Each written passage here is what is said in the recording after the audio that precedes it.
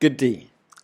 I'm Reverend Ronald Nathan, and I'm the minister of the Hogard AME Zion Church in Jackson, St. Michael, on the island of Barbados. Welcome to our meditation called Veiled Truths. This is a series in which we look at the parables told by Jesus Christ. The parables are stories told to illustrate a truth with a twist that speaks about things familiar. Jesus used this first century literary form to teach his disciples. Sometimes they will get its meaning, other times he would have to interpret it for them, for it was designed to make the listener think. Today's parable is traditionally called the parable of the rich fool, found in Luke chapter 12, verse 13 through to 21. Luke 12, 13 through to 21. I am looking at this parable under the title Investments for Life. And the verse that I'm focusing on today is, "Then he said to them, 'Watch out, be on your guard against all kinds of greed. Life does not consist in an abundance of possessions.'" They did not call Jesus a rabbi by mistake. He was never slow to take advantage of an opportunity to turn a normal situation into a teaching moment. Faced with a family dispute over inheritance, he discerns that at the base of these accusations about who should get what was the issue of greed. So the parable of the rich fool, as it is called, was Jesus' attempt to teach his disciples and all those who would hear about contentment, values, and priorities.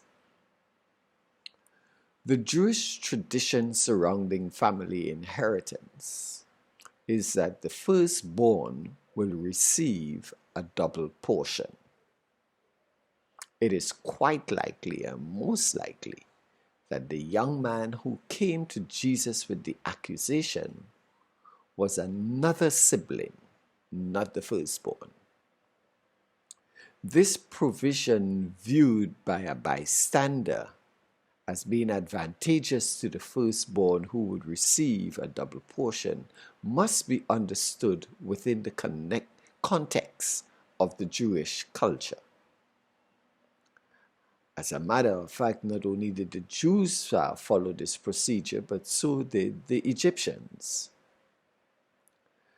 As the son who opened the womb, that's what the firstborn is considered, he would also have responsibility for his bereaved mother and any unmarried sisters.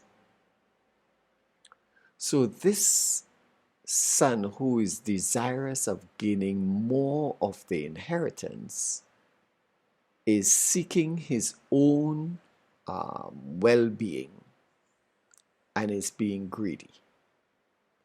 So Jesus rejects his request to be the arbiter of this dispute. However, he gives a warning to the man and those who would hear to reject greed and to be content. He has not been written out of the will.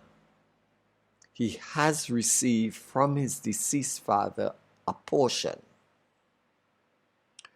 Jesus notes the absence of any thanks to God or thought of God.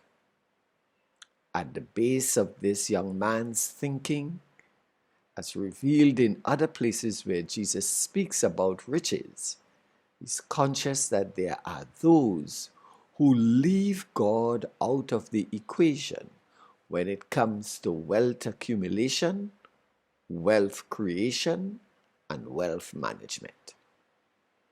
And that is a sin. For it is based on the presumption that humanity and his or her endeavors are to be the all and end all of life.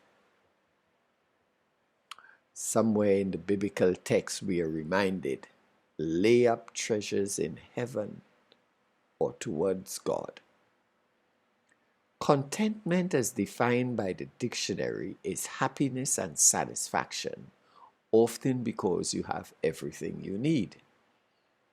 The teachings of the Bible and of Jesus Christ, however, goes to the root of this happiness and satisfaction, which is that God is in the equation.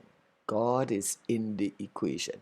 Happiness and satisfaction comes because we can be contented, because all that we have is not the sum total of who we are. We are God's. We are made by God's design to serve Him and to do His will, and He will supply all our needs according to His riches in glory. We are the children of God, destined to produce fruit for His kingdom in the now and the hereafter.